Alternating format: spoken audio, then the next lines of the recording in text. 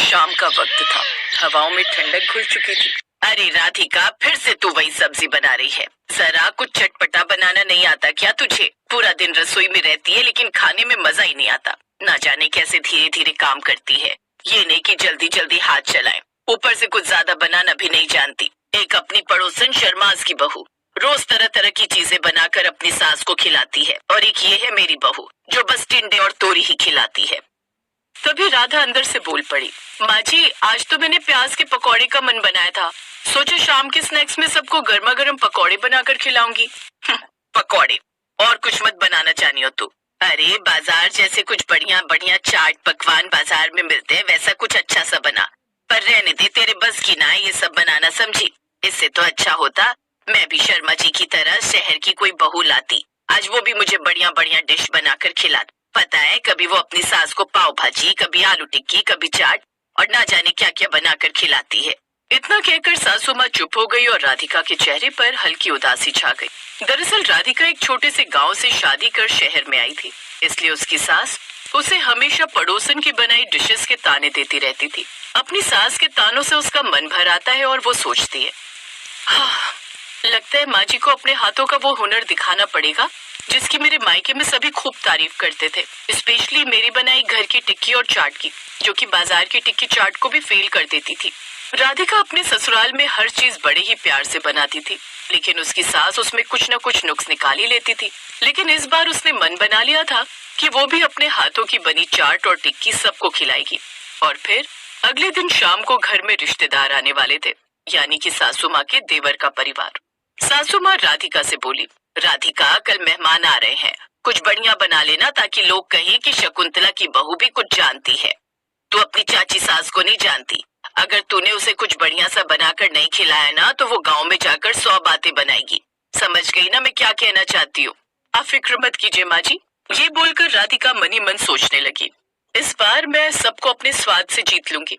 उसने तय किया कि अगले दिन वो मेहमानों के लिए घर की टिक्की और चाट बनाएगी, साथ ही खाने में शाही पनीर और कढ़ाई पनीर जैसी डिश भी बनाएगी। अगले दिन राधिका सुबह उठकर घर की साफ सफाई में लग गई, और जब उसका पति ऑफिस जाने लगा तो, आरव सुनिए ना, मुझे कुछ सामान चाहिए। शाम को मेहमान आने वाले हैं, तो तुम ऑफिस से आते हुए ले आओगे? लेकिन राधिका, आज तो मेरी ऑफिस में प्रेजेंटेशन है, तो मुझे आने में देर हो जाएगी। लेकिन तुम मुझे सामान की लिस्ट भेज देना, मैं ऑफिस बॉय से कहकर भिजवा दूंगा। ठीक है जी। अब आरव ऑफिस चला गया और राधिका जल्दी जल्दी घर के काम निपटाने लगी। अब काम खत्म करके उसने लिस्ट बनाकर आरव को लिस्ट भेज दी, जिसके कुछ देर बाद उसने सामान उन्हें भेज दिया। फिर दिन के बाद सासू माँ के सोते ही राधिका चुपके से रसोई में गई और शाम की तैयारी करने लगी। और शाम होते होते शकुंतला देवी भी जाग गई। अब रसोई से अदरक, लहसुन और मसालों की खुशबू फैल रही थी और गरम तवे पर सुनहरी टिक्कियां सेकने लगी। तभी सासू माँ रसोई में आई और बोली, अरे बहू, तूने तो सच में टिक्की बना ली, लेकिन ये चाट खाएगा कौन? हमारे घर के लोग कभी सड़क का खाना नहीं खाते। तूने ये बाहर से क्यों मंगवाई? माँ जी, ये सड़क की नहीं, घर की है। सारा मसाला, दही, चटनी सब मैंने घर पर ही बनाया है। क्या? लेकिन तूने ये सब कब बनाना सीखा? हे राम, इस मुई ने वो यूट्यूब से सीखकर आज पहली बार बनाया होगा। ना जाने क्या ही बना दिया होगा। तभी बाहर दरवाजे पर गाड़ी के हॉर्न की आवाज आई। लो, लगता है मेहमान भी आ गए। अब ये हमारी इज्जत का फालूदा बनाएगी। देवरानी और उनके बच्चे अंदर आए। सासू माँ ने मुस्कुराते हुए स्वागत किया, पर उनकी नजर बार बार रसोई की ओर जा रही थी। वाह दीदी, कितनी अच्छी खुशबू आ रही है। क्या बना रखा है? अरे बस बहू ने कुछ चाट टिक्की टाइप बना रखा है। अब देखो कैसी बनी है। अरे वाह, मुझे तो टिक्की बहुत पसंद है। हाँ, वो तो खाकर ही पता चलेगा। अब सब लोग बैठे। राधिका ने प्लेटों में गर्मा गर्म आलू टिक्की रखी, ऊपर से दही, इमली की चटनी, हरी चटनी और बारीक सेव डाल दी। प्लेटों को देखकर सबके मुंह में पानी आ गया। कहीं ये फीकी ना हो। हे राम, आज तो बस इज्जत रख लेना घर की। लेकिन जैसे ही सबने पहला निवाला लिया, माहौल बदल गया। वाह राधिका, ये तो रेस्टोरेंट से भी ज्यादा स्वादिष्ट है। क्या स्वाद है। और भाभी, मैं तो रोज ही आ जाया करूंगा यहाँ आपके हाथ की बनी है चाट खाने। इतनी अच्छी चाट तो मेरी पत्नी नताशा भी नहीं बना पाती। अब तो समझो मैं रोज आपको यहीं बड़ा मिलूंगा। सबकी बात सुनकर शकुंतला देवी ने भी जब वो चाट चखी तो खुश हो गई। सच बात तो ये थी कि उसने भी इतनी अच्छी चाट और टिक्की कभी नहीं खाई थी। अरे वाह, इस छुई मुई ने तो कमाल कर दिया। इतनी अच्छी टिक्की और चाट ना तो उस शर्मा की बहू बना पाती है और ना ही मेरी इस देवरानी विमला की बहू। वाह वाह वाह, आज तो इसने कमाल कर दिया। अब सासू माँ चुप थी मगर उनके चेहरे पर गर्व की झलक थी। लेकिन अभी भी उनको यकीन ही नहीं हो रहा था कि इतनी अच्छी चाट उसने खुद बनाई है। फिर कुछ देर बाद सासू माँ चुपचाप रसोई में आई। बहू सच बताना, ये चटनी तूने खुद बनाई क्या? कहाँ से सीखी और क्या डाला इसमें?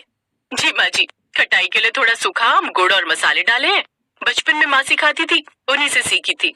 और वो जो खस्ता टिक्की है उसमें क्या राज है? थोड़ी सूजी और ब्रेड क्रम्स डालती हूँ ताकि बाहर से कुरकुरी रहे। सासू माँ कुछ देर तक चुप रही और फिर मुस्कुराकर वहाँ से चली गई।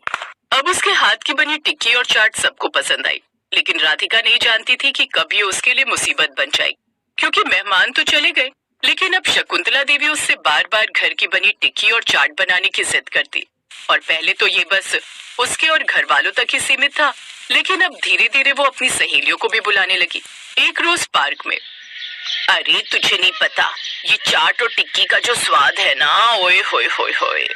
अरे क्यों तू बार बार मेरे सामने उनका नाम ले रही है? तुझे पता है ना डॉक्टर ने मना किया है बाहर का खाने से। अरे तो कौन सा तुझे बाहर का खाने के लिए कह रही हूँ मैं तो तुझे घर की बनी चाट और टिक्की खाने की बात कर रही हूँ। तू मेरे घर आ, पता है मेरी बहू क्या कमाल की बनाती है। तभी रमा भी वहाँ आ जाती है और उनकी बातें सुन लेती है। अरे वाह, फिर तो मैं भी आऊंगी। तो मैं क्यों पीछे रहूं, मैं भी आऊंगी। हाँ हाँ, तुम सब आना, मैं बहू को बोल दूंगी कि सबके लिए बनाकर तैयार रखे। शाम को घर आकर वो इस बारे में अपनी बहू से बात करती है। बहू, मैंने अपनी कुछ सहेलियों को घर बुलाया है तेरे हाथों की बनी चाट और टिक्की टेस्ट करने के लिए, तो तू बढ़िया सा बनाकर रख देना। कोई बात नहीं माँ जी, मैं बनाकर रख दूंगी, लेकिन मैं बाजार से जाकर सामान ले आती हूँ। अब वो बाजार से जाकर सामान ले आती है और अगले दिन तैयारी में लग जाती है। लेकिन जब शकुंतला की सहेलियों का आना शुरू होता है तो राधिका और शकुंतला दोनों हैरान रह जाती हैं। वो 4-5 नहीं बल्कि 20 औरतें थीं, जिसमें से उसकी काफी पुरानी सहेलियां भी थीं, जो उस जगह से शिफ्ट होकर आगे पीछे कहीं चली गई थीं। विमला, कौशल्या, रेनू, शांति, तुम सब? हाँ, अब हमने सोचा हम सब खाने जा रहे तो उन सबको कैसे भूल जाए। अब तू भूल सकती है लेकिन हम नहीं। हाँ शकुंतला, तूने तो हमें बुलाना भी जरूरी ना समझा। याद है जब मेरी बहू ने पहली बार गाजर का हलवा बनाया था तो मैंने तुम सबको बुलाया था। हाँ, आज भी याद है वो दिन कि कितनी मुश्किल से हमने वो गाजर निकली थी। कुछ कहा क्या तुमने शकुंतला? अरे नहीं नहीं, वो तो मैं ये कह रही थी कि बहुत अच्छा किया जो चली आई। अब सास राधिका के पास जाती है। देख बहू, कुछ भी कर लेकिन आज तेरी टिक्की और चाट कम ना पड़नी चाहिए, हमारी इज्जत का सवाल है। माँ जी, अब मुझे क्या पता था इतनी सब आ जाएंगी, लेकिन आप फिक्र मत कीजिए, आप तब तक इन्हें बातों में उलझाए रखिए, मैं जल्दी से बना देती हूँ। शकुंतला उन्हें इधर उधर की बातों में उलझाए रखती है और राधिका को वक्त मिल जाता है टिक्की चाट बनाने का। तुझे याद है लता, पहले कितनी मोटी हुआ करती थी और इससे बैठकर उठा भी नहीं जाता था, लेकिन अब देखो कैसे पतली छरहरी काया जैसी हो गई है। कहीं तेरी बहू तुझसे घर के कामकाज तो नहीं करवाती। कुछ देर बाद राधिका सबके लिए टिक्की चाट बनाकर ले आती है, जो कि सबको बड़ी पसंद आती है। सच में तू तो बड़ी किस्मत वाली है शकुंतला, जो इतनी अच्छी बहू मिली। इतनी अच्छी चाट तो बाजार में भी नहीं मिलती। सभी ने शकुंतला की बहुत तारीफ की, जिसे सुनकर शकुंतला को भी बड़ा अच्छा लगा। कुछ देर बाद वो सभी वहाँ से चली जाती हैं और शकुंतला राधिका को ढूंढने लगती है। अरे ये राधिका कहाँ रह गई? फिर जब वो रसोई में जाकर देखती है तो राधिका वहीं रसोई के फर्श पर ही टेक लगाकर सो गई थी। अब शकुंतला को समझ आया कि उसकी बहू कितनी अच्छी है, जो उसकी हर फरमाइश पूरी करती है। और इन सब से कहीं ना कहीं वो थक भी जाती थी, लेकिन कभी उफ तक नहीं करती थी। उस रोज के बाद उसने कभी उस पर दबाव नहीं डाला। साथ ही जब घर में मेहमान आते तो वो भी उसके काम में मदद करती।